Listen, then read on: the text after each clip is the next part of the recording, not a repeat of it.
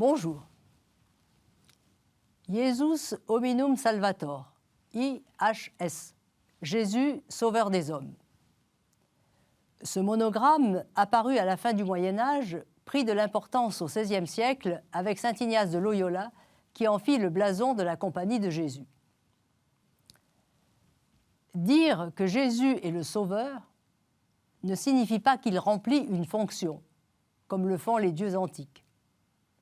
En Grèce, on ne s'adresse pas à Zeus en soi, mais à Zeus de l'agora, ou à Zeus de la cité.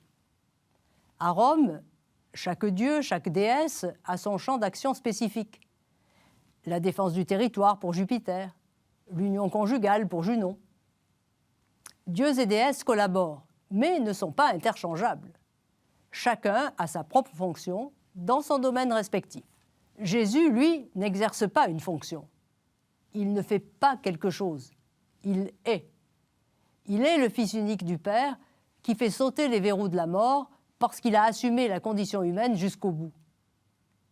Il est notre grand Dieu et Sauveur, selon les mots de Paul. Jésus n'a pas traversé la mort comme s'il s'agissait d'un accident dans le dessein de Dieu ou d'un acte expiatoire requis par le Père. Il s'est offert librement pour le Père et pour nous. Il a montré que si la mort reste le lieu de notre révolte contre Dieu, le conflit doit être dépassé. Le véritable obstacle que nous dressons entre nous et Dieu, selon le récit de Genèse 3, c'est le soupçon que nous jetons sur lui, car Dieu est trop grand pour nous. C'est la raison pour laquelle Jésus meurt sur la croix. La mort de Jésus pour nos péchés et, EST, pour notre bénéfice à nous.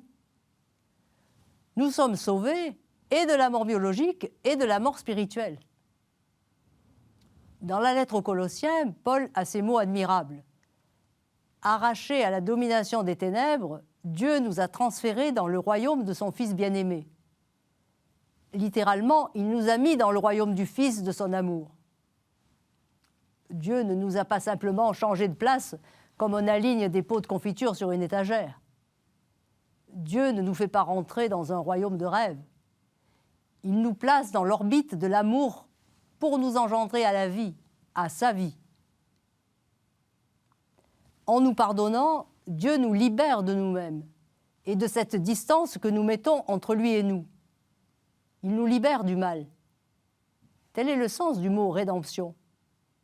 Il retire les entraves qui nous empêchaient jusque-là de vivre comme des fils. La rédemption ne conditionne pas le fait que Dieu nous crée. Elle est cependant indispensable pour que nous découvrions la vie à laquelle il nous appelle depuis toujours.